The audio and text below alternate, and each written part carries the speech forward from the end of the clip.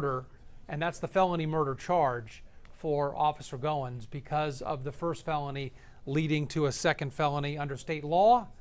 That is allowed, and prosecutors think they can argue that those deaths were caused by that first felony crime, falsifying the search warrant. So he is out on bond right now. Again, we're just getting the legal process started here. It's all going to a grand jury. He's been charged directly by the district attorney, Kim Ogg, along with another officer, Stephen Bryant. He was charged with tampering with a government document. That came, according to prosecutors, after the fact, after the crime itself, falsifying, in their eyes, what happened leading up to that raid and the raid itself. So that's why he is charged, but it is after the fact. It's also a felony charge for former officer Stephen Bryant. The other story you're clicking on, this happened just a little while ago. If you're watching our noon newscast, you saw this happen. It was a chase in southwest Houston, and this started actually 10 miles away from where it ended.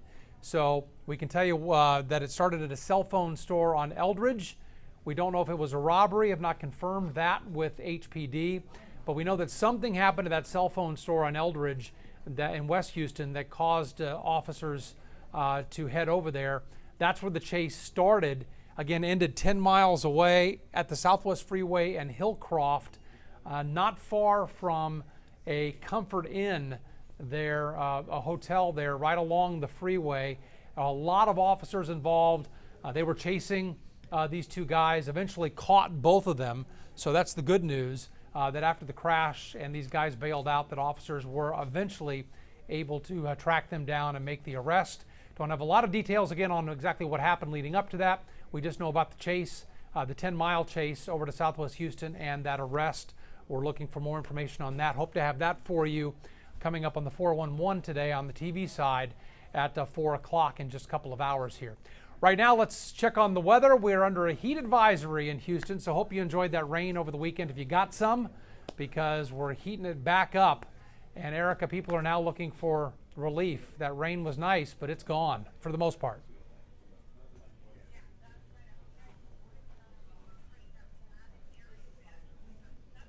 This weekend, but now we're back to the opposite. A ridge of high pressure in the center of a good chunk of the south. So right now we're talking about widespread amount of heat alerts. Almost the entire state of Texas is under a heat advisory right now. The pink shaded colors, those are excessive heat warnings. So guys, we're in for a long stretch of heat for the next few days. So let's talk about what it feels like already outside. Feeling like 114 out at Galveston. Sugar Land, you're feeling just under 110. So whenever a heat advisory is issued, widespread on average, everyone's going to be at least 108 degree feel like temperature or hotter. So we're there for the most part. If we're not there, it's only going to get hotter. It's what time is it right now? Can't even see the time. It's barely 2:22, so we still have plenty of time out there. All right, southwest winds at 8 miles an hour. That's keeping us humid, muggy outside, which is why the feel like temperature is a lot worse with dew points in the 70s right now. So how long is this ridge of high pressure going to influence our forecast? Well, believe it or not, there's areas that are even worse than us. Whenever we have the center of this ridge of high pressure, you see the red shaded colors, that's the center of the heat dome associated with this. So it's more towards West Texas, the desert Southwest. That's where we're really seeing triple digits right now.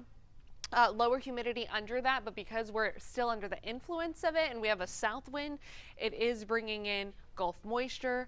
We have hot temperatures. Feel like temperatures are on the dangerous side. So this is still going to hang around the desert Southwest throughout the next several days. That's why our temperatures are going to be in the upper 90s. We may even see some more triple digit temperatures for isolated areas as forecast highs by tomorrow, 99 degrees. So I think areas are definitely going to have an additional 100-degree day for them across the area. Lots of sunshine though we're expecting, but also lots of heat. Next rain chance isn't until until Wednesday, and that's about a 20% chance of rain. Just the sea breeze showers, all we're tracking. So the moral of the story this week, it's going to be hot and humid. Please listen to your body. A lot of students are heading back to school, so we're going to have to deal with this excessive heat. All right, another big story is the tropics. There's two areas that we're monitoring right now. Want to zoom into one of the focuses. We're not too concerned with this because it has no threat to the United States. We are seeing a tropical disturbance, an 80% chance of development right now. It's going to continue to push to the north and the east. So again, as of right now, no threat to land, but still something we're watching. Now, here's the next system we're monitoring right now. This is Tropical Storm Dorian that we're monitoring. 60-mile-an-hour winds. Whenever it gets to 74-mile-an-hour sustained winds, it officially becomes a hurricane. It is forecast to become a hurricane. Already starting to see the outer bands impact the lesser Antilles right now, so they're in for the long haul. This is going to impact a good chunk of the Caribbean islands, moving to the west-northwest at 14 miles an hour. So at least it's moving. But here's the path of where we're tracking this and why we have to watch it.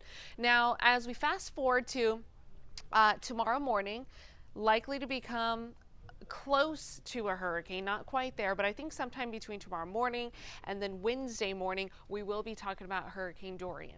Now, Hurricane Dorian is going to slide through the Caribbean islands, pushing through Puerto Rico, and then impacting, as of right now, the cone of uncertainty keeps it for Dominican Republic, moving through the Bahamas. And sorry, I fast forward a little bit too quick there. And then notice, here's the path by this weekend, getting closer to the state of Florida. So this is why we really have to monitor this system.